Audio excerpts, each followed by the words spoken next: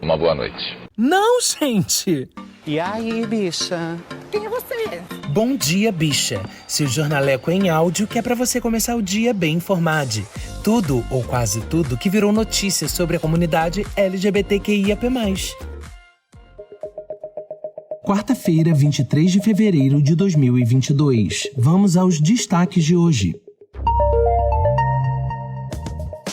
Documentário sobre o início do movimento LGBT no Brasil.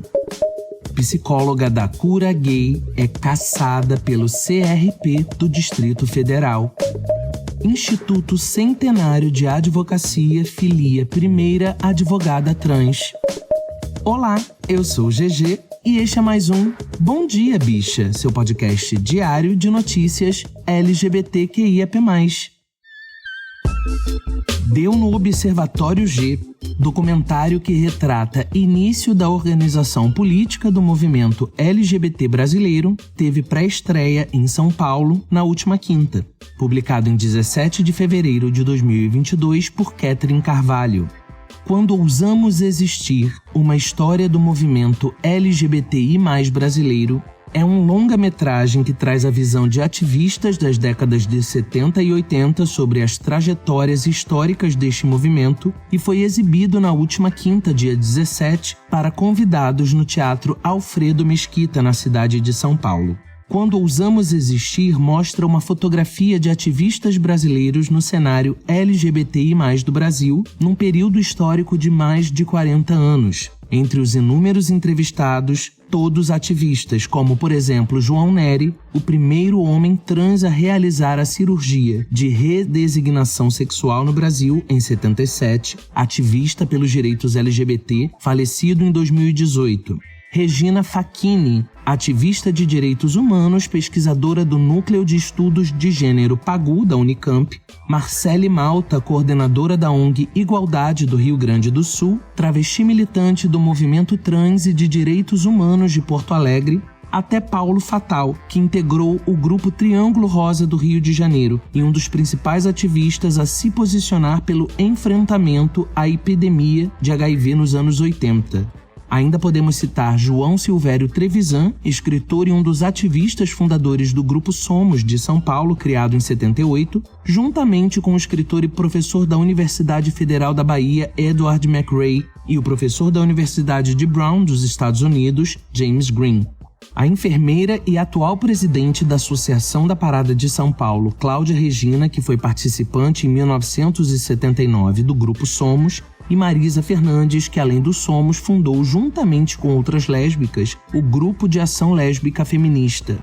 Giovana Cardoso, atual presidente do FONATRANS, Fórum Nacional de Pessoas Trans Negras, que iniciou a organização do movimento de pessoas trans no fim dos anos 70, e Luiz Motti, professor da Universidade Federal da Bahia e fundador do Grupo Gay da Bahia em 1980, entre tantos outros.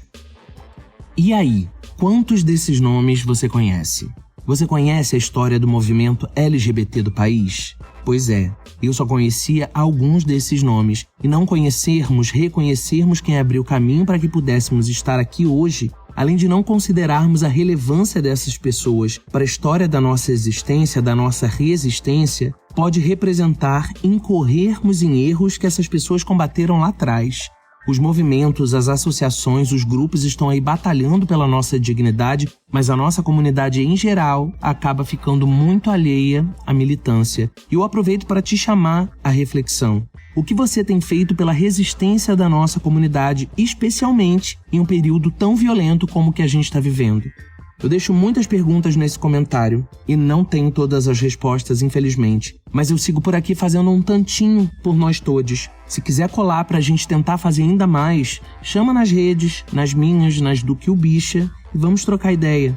Essas pessoas que ousaram existir lá atrás para que hoje nossas existências não sejam apenas ousadia, mas realidade posta, precisam que continuemos o trabalho que elas começaram. Que muitas delas continuam. Esse compromisso é nosso. Deu no G1. Psicóloga que oferecia cura para gays tem registro cassado no Distrito Federal e fica impedida de exercer profissão. Publicado em 18 de fevereiro de 2022 por Valder Galvão. o Conselho Regional de Psicologia do Distrito Federal cassou o registro profissional da psicóloga Rosângela Alves Justino por oferecer terapia para que gays e lésbicas deixassem de ser homossexuais. Com a medida, ela fica impedida de exercer a profissão. A cassação foi divulgada pelo CRP do DF na quinta, dia 17. A decisão atende à denúncia de entidades como o Ministério Público Federal de São Paulo e a Associação Brasileira dos Gays, Lésbicas e Transgêneros, a ABGLT. Segundo o documento que decide pela cassação, Rosângela infringiu o Código de Ética da profissão.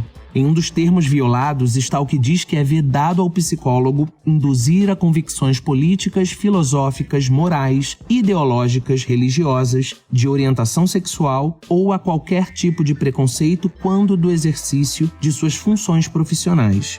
Em 2009, Rosângela já havia sido punida pelo Conselho Federal de Psicologia por oferecer o tratamento.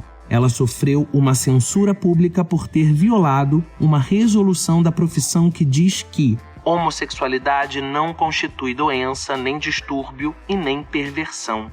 À época, Rosângela disse ao G1 que considera a homossexualidade um distúrbio, provocado principalmente por abusos e traumas sofridos durante a infância. Ela disse ter aliviado o sofrimento de vários homossexuais. Em abril de 2019, a ministra Carmen Lúcia do Supremo Tribunal Federal suspendeu uma decisão da Justiça Federal de Brasília que permitia a prática da cura gay. Ela atendeu o pedido do Conselho Federal de Psicologia que entrou no Supremo contra a decisão do juiz da 14ª Vara Cível em Brasília, que autorizou psicólogos a realizarem terapias do tipo. Resolução atual do Conselho, no entanto, impede que psicólogos colaborem com eventos e serviços que proponham tratamento e cura das homossexualidades. Já em janeiro de 2020, segundo informou o jornal O Globo, Carmen Lúcia cassou a decisão da Justiça do Distrito Federal e determinou o arquivamento do caso. A gente tem dado notícias de procedimentos denominados cura gay sendo criminalizados mundo afora, né? E lembro de ter comentado que se por um lado é muito bom que tenhamos um judiciário que cobre arestas preconceituosas de um legislativo falho e covarde quanto às nossas questões, por outro, num país extremamente corrupto como o nosso, é claro que teríamos e ainda teremos casos como esse. A gente traz aqui uma mensagem da Duda Garcia, maravilhosa amiga do programa, host do podcast Imensa, junto com o nosso reizinho editor Rod Gomes. Ela é psicóloga e tá falando um pouco pra gente sobre isso. Fala, Duda. Bom dia, bicha. Eu sou Eduarda Garcia, sou psicóloga e host do podcast Imensa. E finalmente, algum conselho regional de psicologia tomou providências adequadas contra psicólogos que infringem de forma tão violenta o Código de Ética da profissão. Nas últimas eleições do Conselho Federal de Psicologia, tivemos uma chapa reacionária apoiada pela própria ministra Damares, cujo objetivo era regulamentar a cura gay no Brasil. Um dos argumentos é que pacientes procuram esses ditos profissionais em profundo sofrimento e buscando a heterossexualidade. Cabe a nós, psicólogos comprometidos com a ciência e os direitos humanos, acolher o sofrimento sem julgamentos e ideias estigmatizantes, entendendo que a homossexualidade é apenas mais uma das diversas manifestações da sexualidade humana.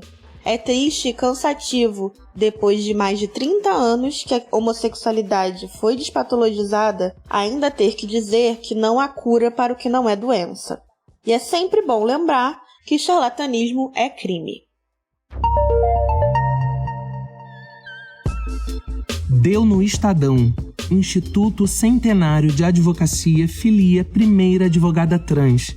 Publicado em 21 de fevereiro de 2022 por Redação. Depois de mais de 1 século e meio de existência, o Instituto dos Advogados Brasileiros, o IAB, terá pela primeira vez uma advogada transexual nos quadros da instituição. Presidente do Grupo Pela Vida, organização sem fins lucrativos que trabalha para promover o direito das pessoas com HIV e AIDS, Maria Eduarda Guiar assinou a ficha de filiação na última sexta, dia 18. Farei de tudo para representar bem a comunidade LGBTI+, no Instituto, afirmou. Em novembro do ano passado, o IAB criou a Comissão de Direitos e Políticas Públicas. O grupo tem entre suas missões pensar políticas públicas que atendam e protejam a diversidade sexual. A filiação da advogada ocorre em meio aos eventos organizados por ocasião do mês da visibilidade trans. A abertura dos debates contou com a participação da vereadora Beni Brioli, do PSOL do Rio, primeira transexual a ocupar uma cadeira na Câmara Municipal de Niterói, na região metropolitana do Rio de Janeiro. É preciso pensar em políticas públicas que garantam os direitos humanos para todas as pessoas, defendeu a parlamentar que preside a Comissão de Direitos Humanos da Criança e do Adolescente da Câmara. O segundo vice-presidente do IAB, Sidney Sanches, também participou do evento e defendeu a renovação da tradição do Instituto no debate de grandes temas. Um dia já foi o fim da escravidão e hoje é a inclusão plena da diversidade sexual, pregou. Isso é lindo demais. A gente pode o que a gente quiser, mesmo que na base de muita luta. Maria Eduarda Aguiar é mais uma que tá aí para mostrar isso pra gente. E que importante a fala do Sidney Sanches sobre a tradição do Instituto nos grandes debates da nossa sociedade. É exatamente isso que a gente espera de instituições como o IAB, a não omissão sobre questões históricas. Pessoas trans e travestis são possibilidades. Eu ouvi isso da maravilhosa Rebeca Gaia e não me canso de repetir. Elas existem além do 29 de janeiro, do Dia do Orgulho Trans, do Dia da Visibilidade Trans. E Maria Eduarda Aguiar também nos mostra isso. É a gente lá. É a comunidade LGBTQIAP+, ocupando os espaços sim. A gente só vai atuar na transformação se ocuparmos, no amor ou na luta, todos os espaços. Chegamos ao final de mais um Bom Dia Bicha e você já se inscreveu lá no nosso canal no YouTube? Ah, não tá nem sabendo, não ouviu ontem, né? Deus tá vendo, hein?